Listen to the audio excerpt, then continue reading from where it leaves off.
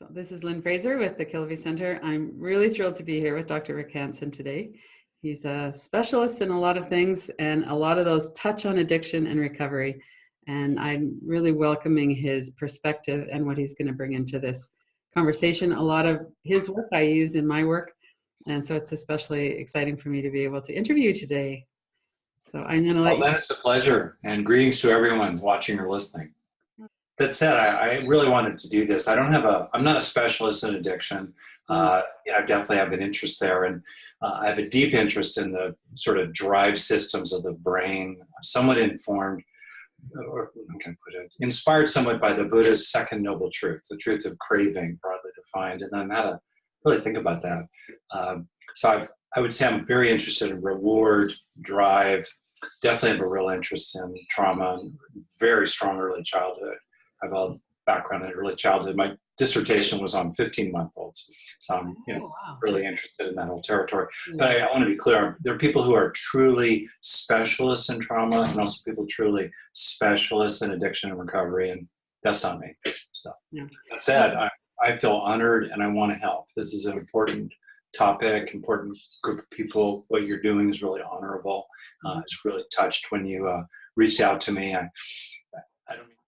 So I'm Rick Hanson. I'm a clinical psychologist. I have a particular interest in the intersection of psychology, brain science, and mindfulness. So if you imagine kind of the sweet spot at the center of those three circles, that's what I'm particularly interested in professionally, and the applications therefore at what we can do to use our mind to change our brain, to change our mind for the better, and then apply that into different areas.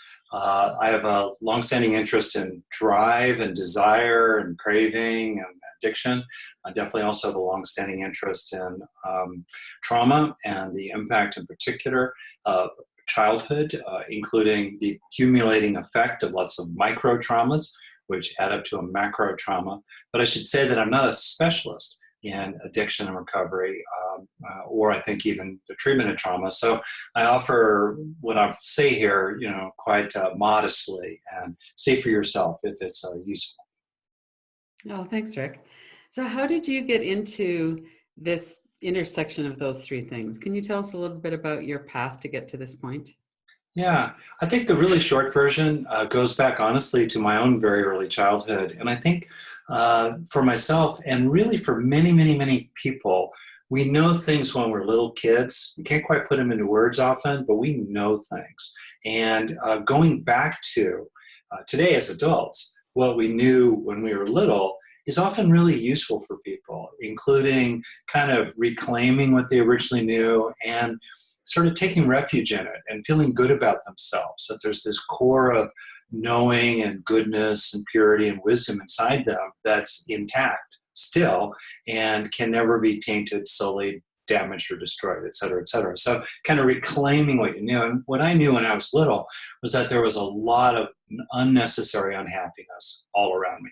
It wasn't horrible. I grew up a middle class guy in Southern California, privileged in a variety of ways. And yet I could see around me that grown-ups were unhappy a lot, quarreling a lot, kids were quarreling a lot. And I really was on a quest, I guess, starting very young and just wondering, this kind of longing and yearning and a kind of wistful, poignant sense of, wow, why does it have to be like that? So I was interested in causes really early on. And then that led me into the human potential movement in the late 60s and early 70s. That was the whole scene. That led me into psychology and contemplative practice, spiritual practice, mainly the Eastern traditions. I'm mainly trained in Buddhism, but obviously the whole world has many, many different incredibly important wisdom traditions. And then beginning around 20 years ago, I got more and more interested in brain science because as brain science began to ripen, it's a baby science, but as it began to ripen around 20 years ago, the connections were good enough that you could do something with it. And that then set me on my journey. I wrote a book about mothers in 2002. I have longstanding interest in mothers and families and great respect there. And then I wrote Buddha's Brain, which kind of speaks to this connection in 2009, I think, and then a couple books ever since. So that's how I got interested in this. I'm a practical guy. I read a ton of research and try to make sense of it. I produce very little. I have a lot of respect for bench neuroscientists. And I'm most interested of all in methods, in the trenches, in the streets, what actually works. Right, right.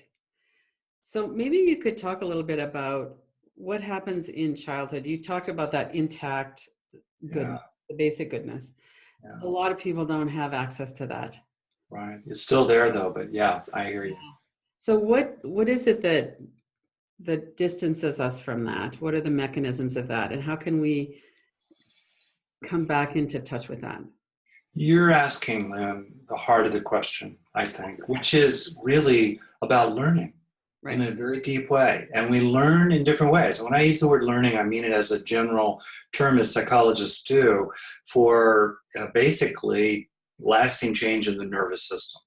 That's the fundamental physical operationalization, the hardware of learning. The circuits change. Something physically changes. Quick sidebar, I'm a transcendentalist. I think there is stuff that's outside the natural frame of the body and material reality as we know it.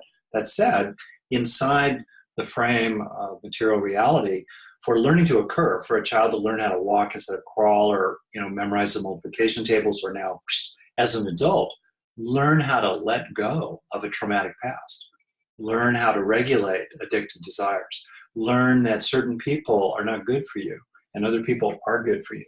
That's all learning, right? That's all learning. Mm-hmm. So to go now back down into early childhood, the little baby comes out, and I'm a father of 2 kids, and I watch them both come out. And I've done a lot of work with infants and toddlers, and, you come out and whew, the whole world's hitting you.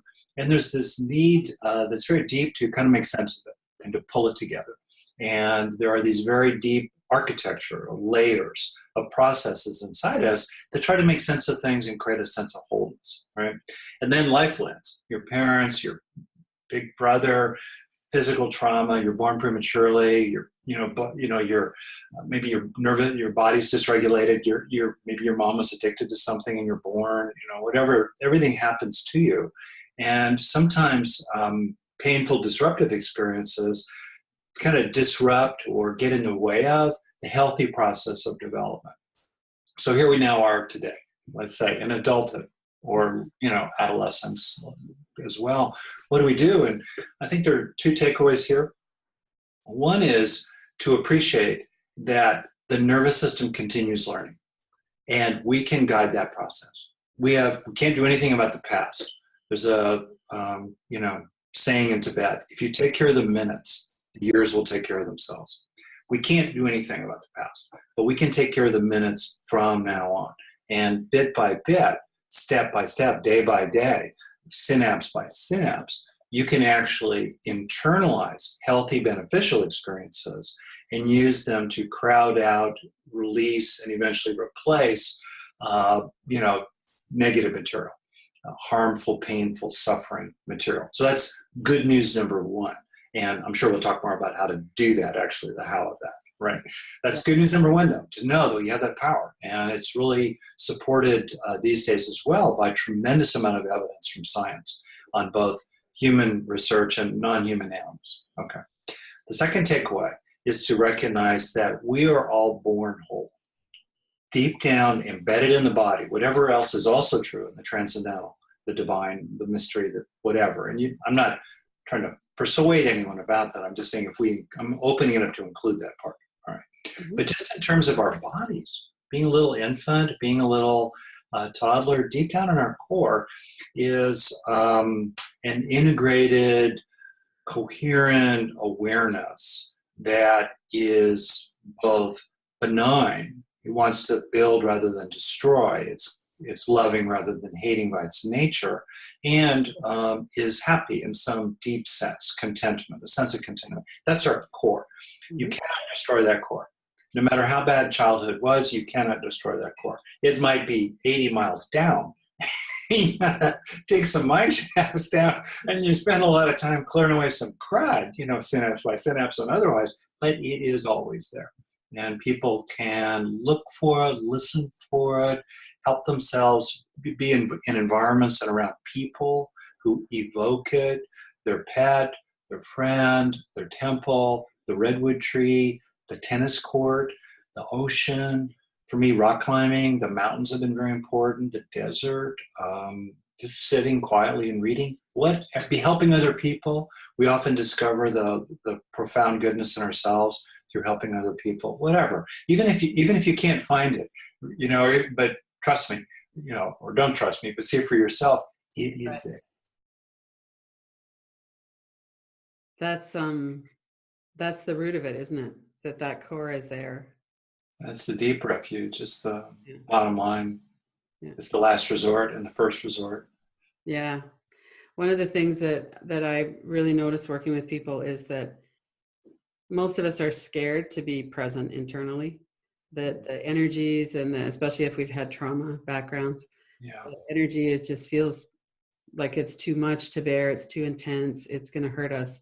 So what is the path for someone to move from being scared of their own internal experience to having enough of these safe experiences that they can land there?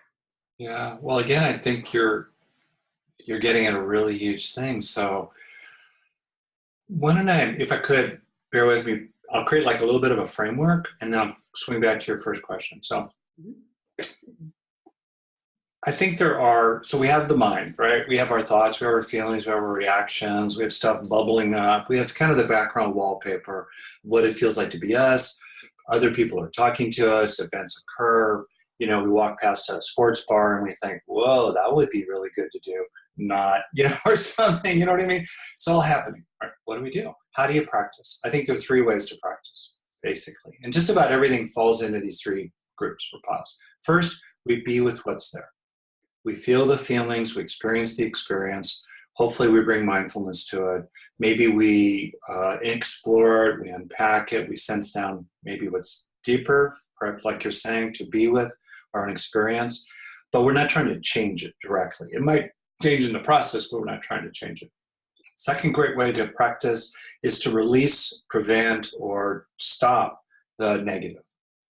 Pull your mind out of ruminative loops where you beat yourself up.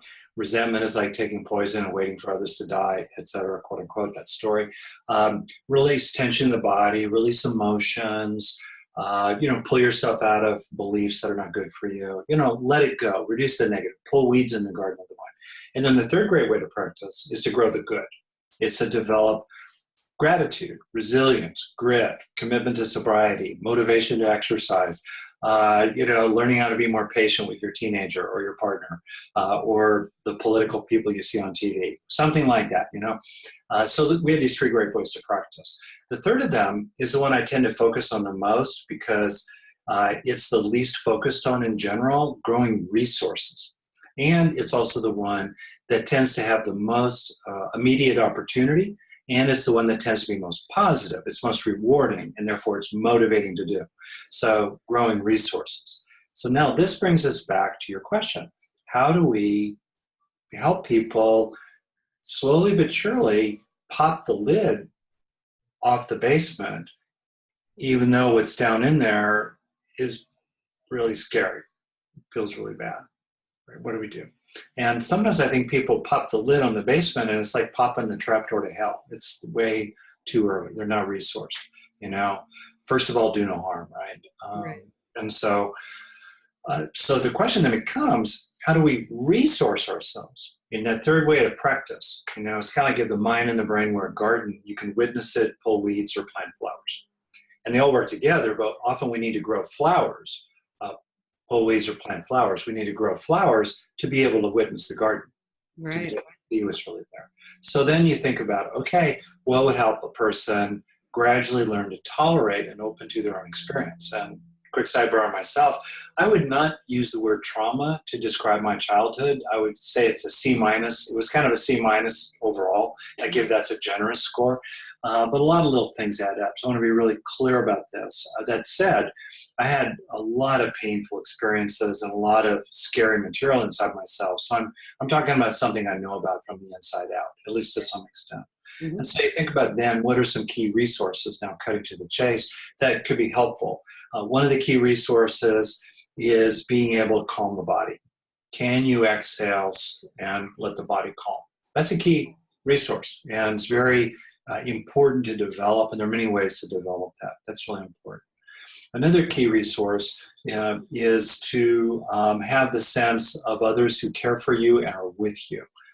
In terms of the evolution of the brain, being able to be part of a group of people who really care about you is important. Now, if that experience is a thin soup of people caring about you, you're not dead in the water. You can still look for opportunities to feel that others are on your side from your history, or you can imagine it, or just look for little opportunities to feel that in daily life, like joking around with someone at a deli.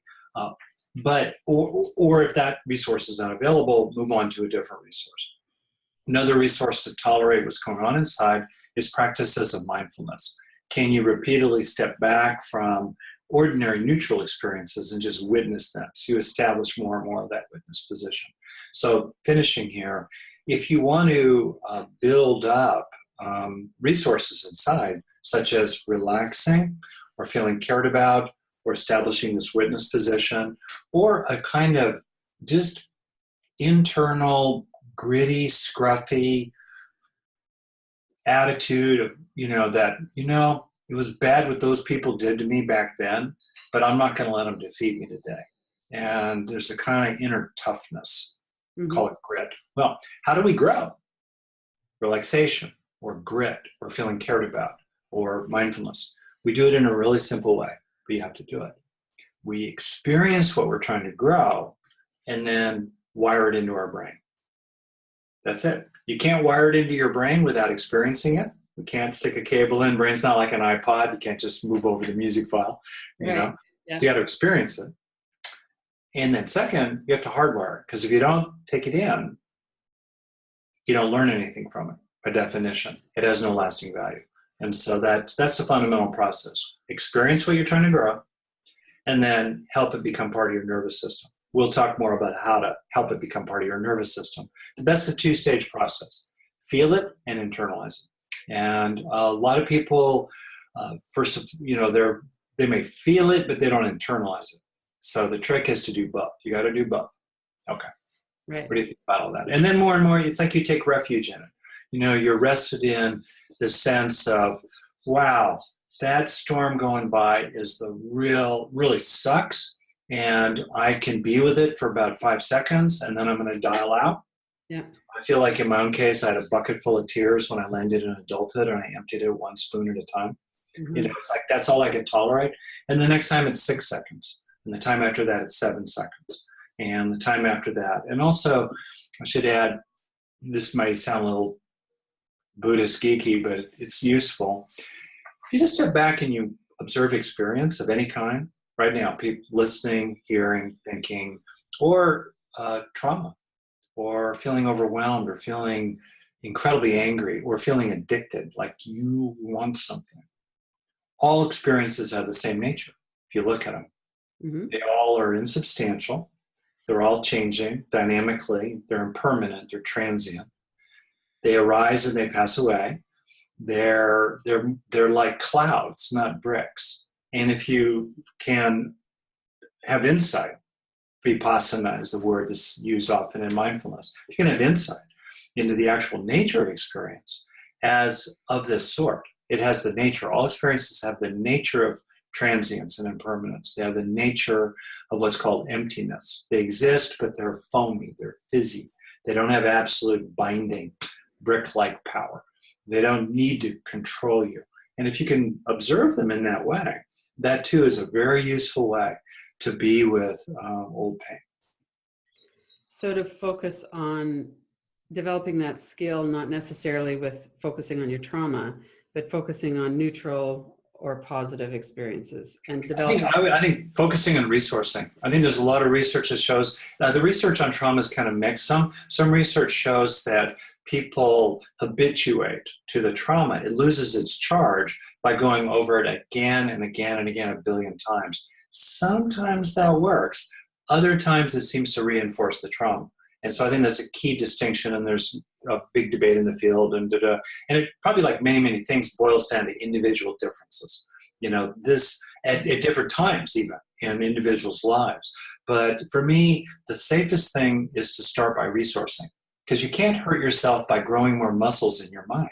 You can't hurt yourself by becoming more compassionate or grateful or grittier or determined or committed to love. You can't hurt yourself by becoming those things.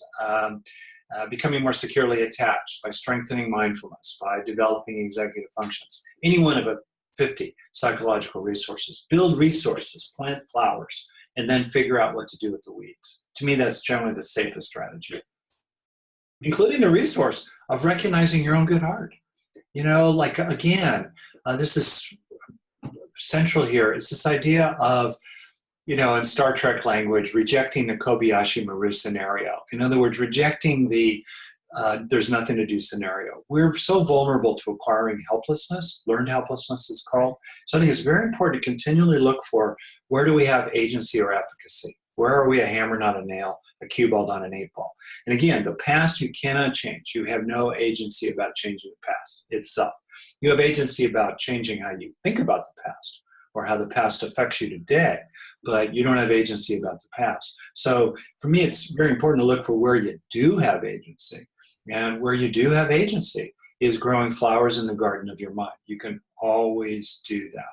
And to me, that itself is really helpful for both trauma and also things that feel addictive, because they feel like we don't have agency there. They hijack us, they take us, they sweep us away, they control us. And I think it's really important to look for ways that you can actually make something happen in your life, including being a good person yourself. Right? That resource experience of I'm caring, I'm nice to my dog, I don't crush spiders, I don't know, you know what I mean? I pick up trash, I say hello to people in little ways, no sainthood required. Kind of a generosity, a givingness, a helpfulness, experiencing that you're doing that, and then internalizing that experience to build up more of a sense, not out of arrogance or conceit, but out of the truth that you are a good person. You are genuinely well-intended. You don't have to be perfect to be a good person. And then help that experience land. I find that too is very reparative for people. Right. So let's zero in on that just a minute before we kind of get off and lose track of it. So letting it land in the brain, the positive experiences. We have a built-in bias for danger. So what is it we need to do to really notice the positive? Yeah. So we're having experiences, right? Of various kinds. And a lot of them just sort of wash through us. That through. And also, there are a number of mechanisms in the nervous system throughout the body, headquartered in the brain, that are tending to turn those passing states, those passing experiences, and they're tending to capture residues of those experiences and gradually turn those residues into a lasting change in the body, in neural structure or function. Mm-hmm. So there are many ways that happens. One way is literally new connections get built between neurons. Mm-hmm. Existing connections called synapses become sensitized or desensitized. There are changes in ebbs and flows of neurochemicals, neurotransmitters, different regions that are repeatedly engaged to do something, get more blood flow. The brain is very dynamically changing continuously. So the question that becomes, how do we help it change for the better? And there's a key point here that, as you were alluding to a moment ago, the brain has what scientists call a negativity bias. Or as I put it, it's like Velcro for the bad, but Teflon for the good. In other words, experiences that are of irritation or anxiety or inadequacy or sadness, negative quote-unquote experiences tend to be registered very rapidly, because those experiences in our ancestral past that goes back 600 million years in terms of just the evolution of the nervous system, sitting on top of 3 billion years of life, right? 200 million years of mammalian evolution, 40 million primate evolution, 2.5 million years of hominid human evolution, 300,000 years of human evolution. It's kind of crazy. It's like the Grateful Dead lyric. What a long, strange trip it's been. Anyway, Yeah. back upstream, in the ancient past, man, animals that were really quick to learn from scary experiences or painful experiences or aggressive experiences in their bands, they lived to see the sunrise and passed on their genes. But animals that were super laid back, they've been listening to my tapes or something, all chilled out, they got eaten. They weren't paranoid enough. They weren't cranky. They weren't, aggressive interpersonally. And they didn't make it. So here we are today. Thanks a lot, Mother Nature. But anyway, we're here today. What are we going to do about it? So we have this negativity bias that tends to capture painful, negative, irritating, harmful experiences because they have more urgency and impact for survival. So they get fast-tracked in. Meanwhile, experiences throughout the day of, that was nice, or that tasted good, or you're nice to me, or I'm nice to you, or I got that done, or, that car crash did not happen, nobody ran through that red light to kill me or hurt me, or blah, blah, blah, blah. Washes through like water through a sieve. Meanwhile, negative experiences are caught. That's Mother Nature's plan for survival. It's well-intended, but it sucks for quality of life and long-term health and longevity and relationships with other people. What do we do? If you tilt toward ordinary beneficial experiences in the flow of your day, you are just leveling the playing field. So how can you help everyday experiences of getting things done, the dishes, an email, a sense of accomplishment, or a sense of your own good heart, or a sense that other people actually do like you and include you, even if they annoy you, they still like you, let's say. That, for example, you got through a day without drinking, and it was better than the alternative. How do you internalize the experience of waking up in the morning and you're not hungover, your breath isn't terrible, and your partner's not embarrassed about you? How do you're having that experience? How do you help it land? Right. This is where a little knowledge about the hardware helps. The brain changes structure over a period of time. So the longer we stay with the experience, the more it's going to tend to sink in. There's a famous saying, neurons that fire together wire together. So the longer you keep them firing, 5 seconds, 10 seconds, 1 breath, 3 breaths, the longer you stay with the experience, the more it's going to tend to transfer into storage. Also, the more fully you feel a good experience, rather than just being kind of numb to it or dismissing it, but the more you actually open to it and recognize the value in beneficial experiences, which are usually enjoyable. Their enjoyability is usually a marker. They feel good because they are good. In evolution, those kind of experiences promoted survival. Experiences of accomplishment or gratitude or compassion or love, or feeling safe, feeling peaceful, feeling protected.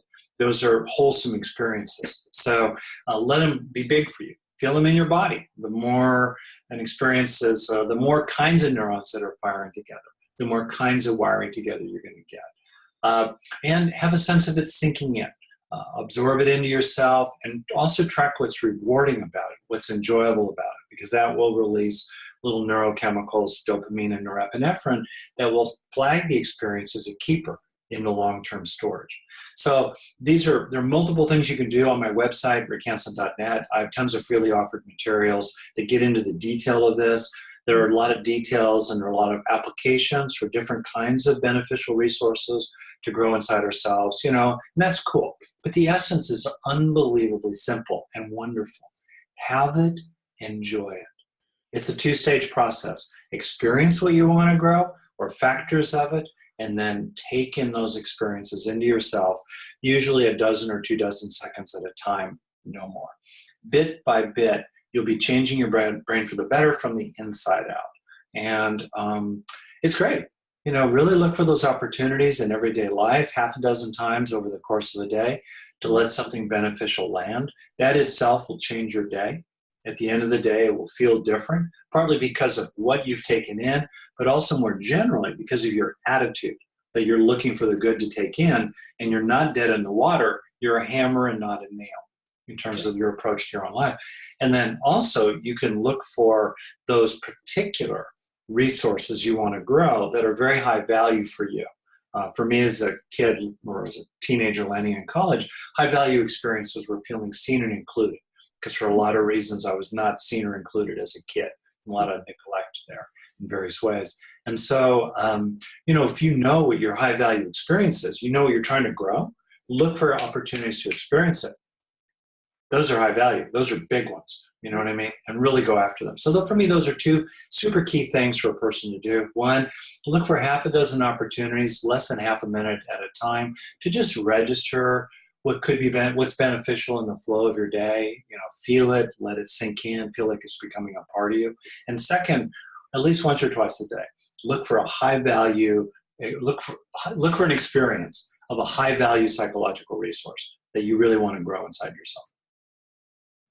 That will change your day, it'll change your month, it'll change your life. Change your brain. Yeah. And your brain from the inside out. Change your brain, change your life. One of the things that's, as I'm listening to that too, is that as we're practicing mindfulness, we're really seeing ourselves and noticing ourselves, and what a juicy ground that is for us to, if we're feeling unseen and neglected, if that's part of what, Yeah. To see ourselves is the most important, because even if somebody else sees us, if it doesn't land inside, it kind of feels like, well, if they really knew me, they wouldn't like me, or, so this seeing ourselves is so important too. I really agree with you. And see right there, as soon as you started talking, you were feeling it, you were drawing me into feeling it. Maybe other people are being drawn into feeling what that's like to see yourself in that accepting, including, maybe compassionate way. Mm-hmm.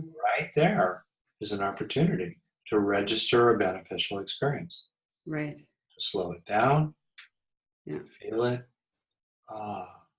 Right there. Mm-hmm. And we have so many opportunities like that, and they just kind of flow right by. Mm-hmm. Unless we're really focusing on them. Yeah. Yeah. So one of the things, this is kind of a good segue into craving. So one of the things that happens when we're craving is we don't have any trouble paying attention to it. It's right there. Yeah. So what do we do? I loved what you said about in the morning, looking at all the things that are not happening. You're not hungover. You're not in trouble, all of that. But how do you deal with that during the day? You're walking by that bar, or you're in the ice cream section of the store, whatever it is. Yeah. What are some ways that people could do that, could deal with that immediate craving? Yeah, I think there are, the way you're setting that up, I think it's the right way. So there's what you do in the moment when the oatmeal hits the fan, or whatever. And then there's, on the playing field. And then there's, how do you train yourself off stage, off the playing field, right, so that you're less vulnerable to that addictive trigger, let's say, so forth. So I want to reverse the order of that. I want to talk about off the playing field, because I think that's the most important thing. It's tough when the oatmeal flies, you know what I mean? And there you are. But what you can do in terms of preparing yourself and training yourself can make a big difference. So to that, why do we crave? We crave, primary reason, the body craves.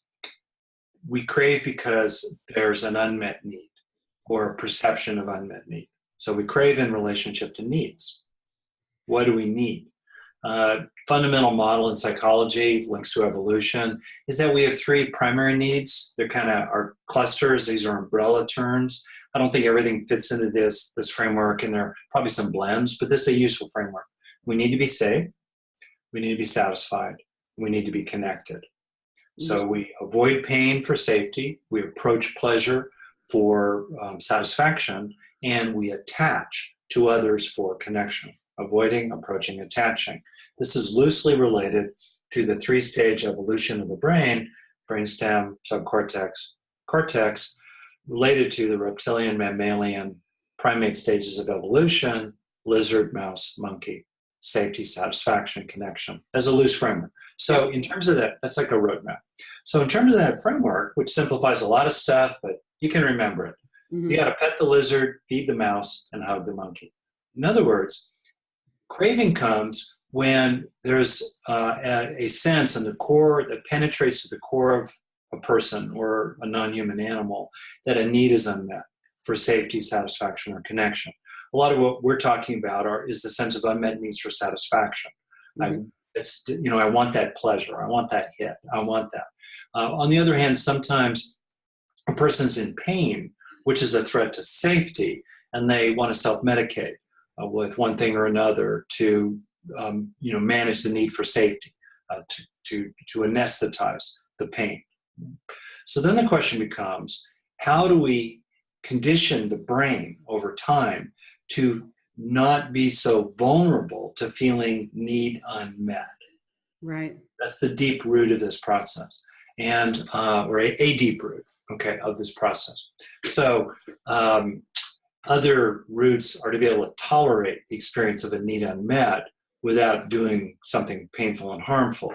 But being able to tolerate a need unmet, that's tough. That's white knuckling it to some extent. That's a tough way to go. It's important to be able to slam the brakes on. But long term, the deeper change comes when we enter the next moment feeling that need is already met.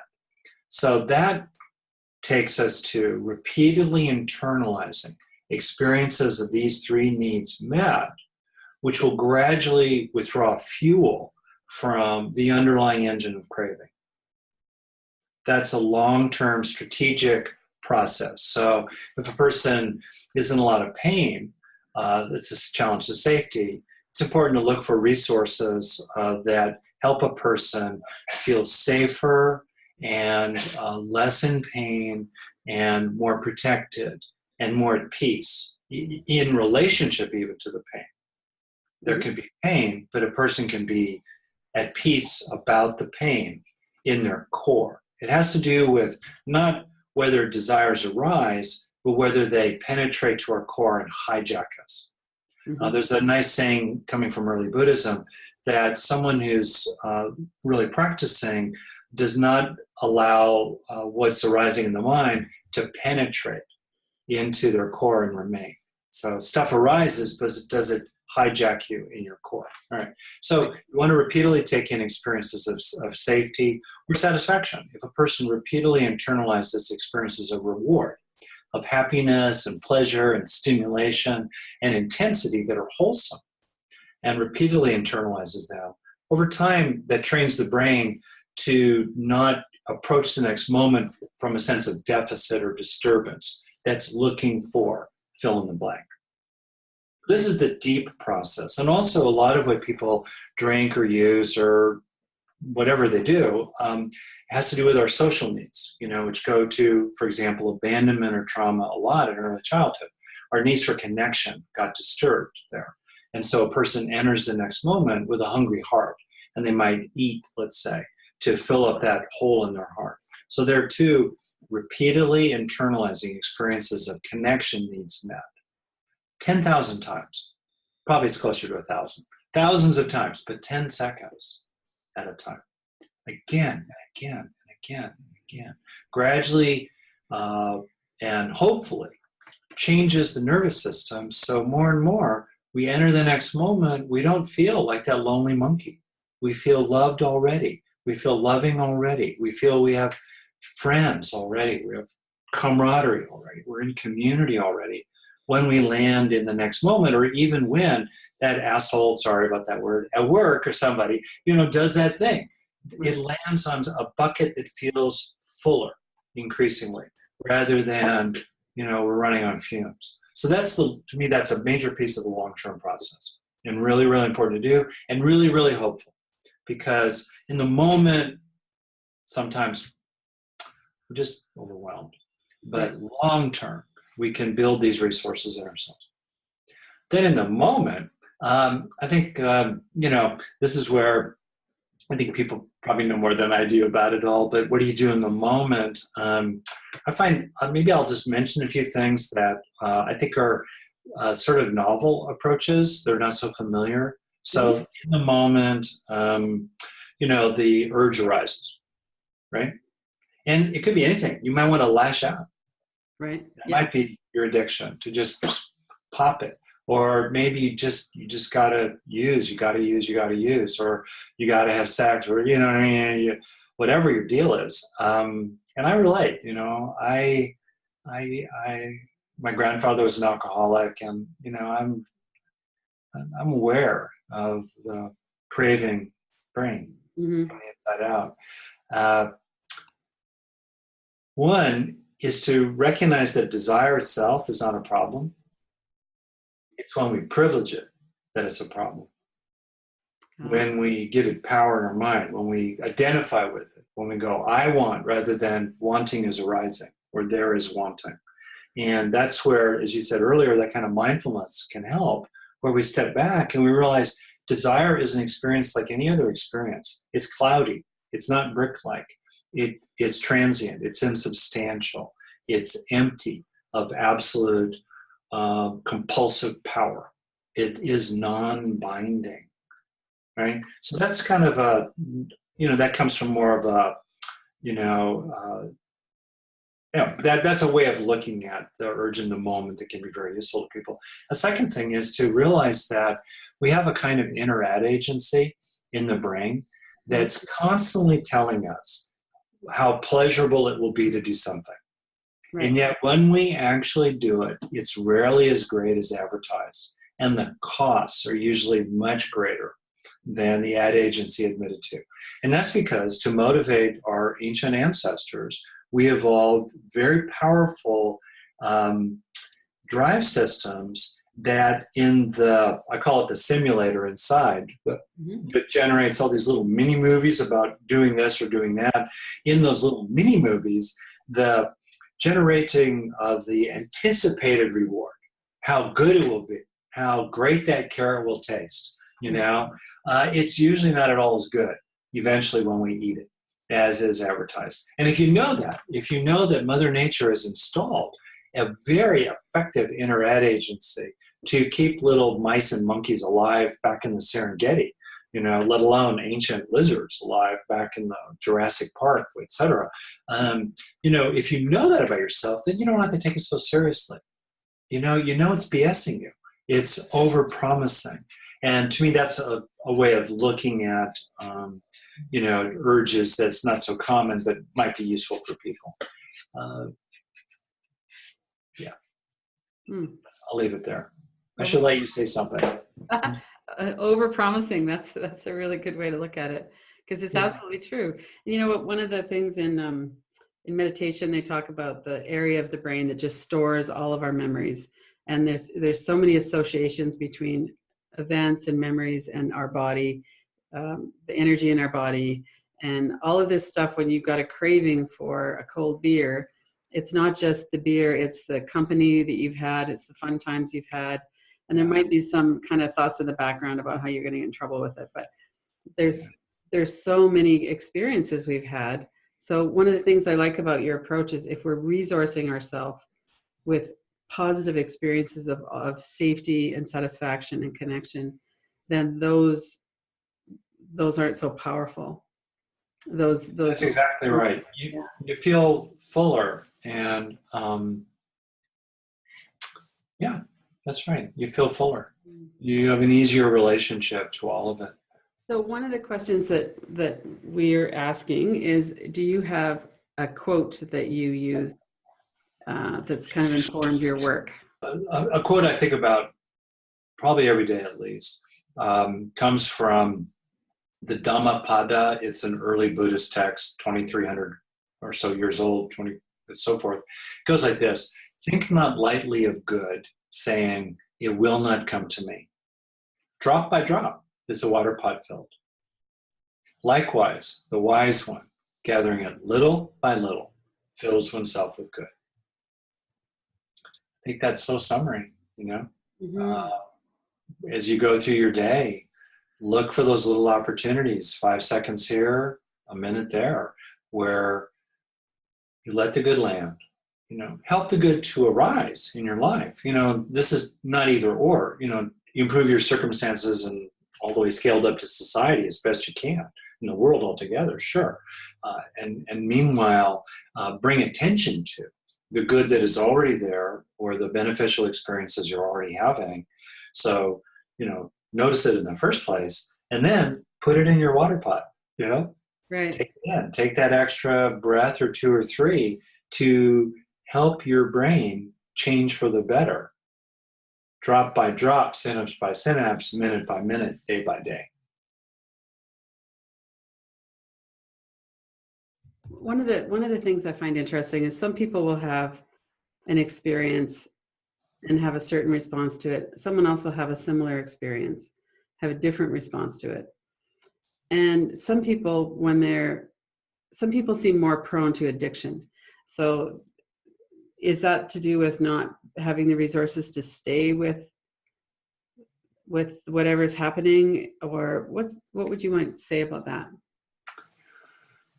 Well, there's a lot of reasons why people get into something that's addictive, and even the word addictive is a little tricky because it could be, generalized and used in different ways. And I'm addicted to air, but you don't really, technically oxygen, but it doesn't really, we wouldn't really use the word that way. So all that said, as you probably know, and many of your listeners will know too, that some people are born with genetic vulnerabilities, sometimes involving the dopamine receptor system in the brain, kind of a molecule a neurotransmitter that tracks reward. It's not so involved in the experience of reward, but it definitely is involved in drive for reward. Dopamine is. So some people, for example, have fewer receptors for dopamine. So that means that for them to feel rewarded, they need an ongoing stream of reward. Whereas other people have more receptors, so a little bit of dopamine in their brain, it gets taken up in a lot of places. So the takeaway from that is a very broad general principle to honor your nature. My own nature is, I'm a lot like my dad. He grew up on a ranch in North Dakota, and he eventually became a fish and game guy and then a zoologist and a professor of zoology. And, he was a kind of cheerful, calm person. I hit the genetic lottery in some ways, pretty steady. But on the other hand, I think about my brother, much more a person who needed a lot of stimulation, and kind of, hey, what's new? And they're just different kinds of people. The tribe needs all types. If you think about, we evolved in groups. Primarily, it's really quite remarkable to appreciate it. Walking down a street, you walk down a street in a city, you will see more people in 10 minutes than our hunter-gatherer ancestors saw in a lifetime. Wow. They lived in bands of 50 or so people, 30 or so adults, 20 or so kids, 50 people, primarily together. They had a little bit of dealings with other bands sometimes, but often those dealings were very violent and dangerous. So, it's careful, right? It was not like a picnic. And that's our natural social group, right? Mm-hmm. So I think it's really, it's kind of important to appreciate that fact as we kind of go through our day. If you had bands that were all cautious, obsessive turtles, or all hyperactive, spirited jackrabbits, mm-hmm. or only people in the middle, kind of like me, those bands would not be very effective. But bands that had a mixture of temperaments, had neurological diversity, temperamental diversity, they could outcompete other bands. So a very high proportion of people in rehab and prisons more tend to be the jackrabbits of the tribe. And it's tough to be a jackrabbit when you go to school in a turtle pen, taught by turtles who are trying to make you a turtle. And I think there's a special place in heaven for teachers. I'm not dissing teachers. I'm just trying to be compassionate and accurate about the reality. So I think it's important to appreciate and honor the diversity of types of people and to individualize our approaches. And so, for example, some people just need a heavy dose of stimulation every minute, or they're going to feel like they're breathing through a straw. And then they're going to look for that familiar addictive hit of some form of stim. And so, I think it's important to honor your nature and to look for a life, a schedule, a way of living, a kind of work, or an approach into your own recovery and your own treatment that really speaks to your own nature. And there's nothing wrong with your nature. A lot of kids go through school that are more jackrabbity and they feel bad about themselves, which then also feeds into the process, that the slippery slope, let's say, down into addictive processes. And so I just think that in all this, honor your nature. It's not bad. The tribe needs all types, even if modern life tends to reward turtles more than jackrabbits. Find a way to be jackrabbit, be yourself in a good way, and customize your own approach to addiction and recovery so it works for your own brain. So definitely say that. As people are listening, they've probably been gleaning different things that they're going to work with. But what are your kind of 2 or 3 things that you would suggest that someone who's really struggling with addiction would start with? I offer this very modestly. I think for a lot of us, we hit a fork in the road 1,000 times a day. And it's kind of like I think of it a little bit more like the pitched roof of a house. We're right here on the tip, and which side do we then lean into? Go this way, the high road, the beneficial path, sober 1 more minute, sober 1 more hour, sober 1 more day, or we go this way. And in that moment, which I think presents itself many, many times, there's an opportunity, I think, for people. They can white knuckle, they can force themselves to go the right way. Mm-hmm. But it's much more powerful and effective long-term to feel pulled into the right way. I'm calling it right. The more wholesome, the wiser way. There's another Buddhist saying, wisdom is choosing a greater happiness over a lesser happiness. It's deeply, profoundly true. It's easy to choose happiness over unhappiness, but to choose the greater happiness, sobriety, longer term, wholesome relationships, subtle rewards that are more profound and meaningful and fulfilling rather than quick fix of eating a bag of cookies, let's say. And so give over to good is a line I use. So, I'm writing a piece about that. So I think that's part of it. Early on, give over to it. Let yourself be lived by what's wholesome, your higher wisdom. Let it pull you, surrender to it. I think there's an aspect of this that's about surrender to, or give over to, or allow yourself to be pulled by what's beautiful and beneficial, rather than fighting the addictive desire. I think that's one thing. A second thing I think is very important is to recognize inside yourself the value in you deep down. Maybe the things you're ashamed of, you have remorse about, or maybe there's unfairly, you've internalized feelings of worthlessness and taint, if you were maybe molested or inadequacy or things like that, but deep down inside, there's goodness. You have abilities, you have contributions to make, there's the best in you that wants to come out. It's still there. It's still worth revealing and enabling it to be expressed and contributed. It's not gone. And you can let it live out through you and help it along the way. It's worth it. Having a feeling of that, not in some kind of shaming superego and psychology inner critic about how you betrayed yourself yet again today. No, more like, it's there. You're honored to allow that good to come out. I think that's a second thing I would say. And then third, do not underestimate the power of the dark side of the force. Set yourself up to win. Go to those meetings, 100 meetings in 100 days. Have your sponsor on speed dial. get the fill in the blank. The old story about walk down a different street, autobiography in 5 chapters. Walk down different streets. Don't walk by that sports bar. Those friends, maybe they can stop at 3 beers. You can't. And just, hey, I'll have breakfast with you, and that's it. Right. You know what I mean? and not in a bar either. In a diner that doesn't have alcohol. That's where we're going to breakfast. Right. Help yourself. Do practical things. Change your schedule. Front load your day so that there's more good. You put more good stuff early in the front of your day, so you're not so stressed and addictively inclined at the end of your day. Those would be the 3 things I would suggest.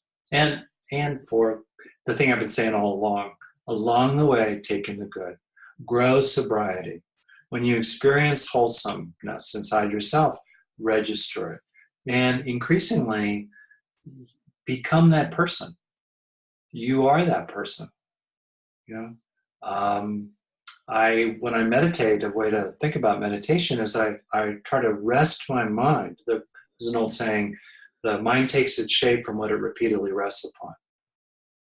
With what's called experience-dependent neuroplasticity, the brain takes its shape from what your mind repeatedly rests upon. And so in my meditation and in general, I try to rest my mind upon what calls my heart. And so in the same way, you rest your mind upon those little experiences in the flow of a day, sometimes big experiences that call you, that feel benign and wholesome and profound and true, and help that become who you increasingly are. Thank you so much. And I'm looking forward to getting your new book. The title is Resilient. And basically it's about using positive experiences to grow resilience, hardwired into your own brain. Mm-hmm. That's pretty cool, right? It's a different take on resilience. And it's like a lot of people think about resilience as sort of recovering from terrible stuff. And that's part of it. But the actual way you grow resilience is through well-being. Mm-hmm. And resilience is necessary for well-being. So you have this nice positive cycle and an upward spiral. Right. That's pretty cool. So that's the fresh take of that book. And it's about 12 inner strengths. It's about developing 12 inner strengths of resilience through positive experiences, through positive neuroplasticity. Right. Oh, that's wonderful. Yeah. Yeah. Oh. And we should actually mention too, people can get a hold of you, rickhanson.net. Yeah. And your books are on there, and there's a lot of free resources on there, lots of practices. So people could check you out there and benefit from that. That's right. That's right. Excellent. It was such a pleasure to talk with you. And, the one thing that just keeps coming up is that even if someone has a really messed up mind and someone is deep in the throes of addiction and craving and their life is really messed up, that there's hope. I mean, you can grow the resources, you can have these experiences that mean something, and that it does change our brains and it does change our lives. And that's wonderful. It's completely true.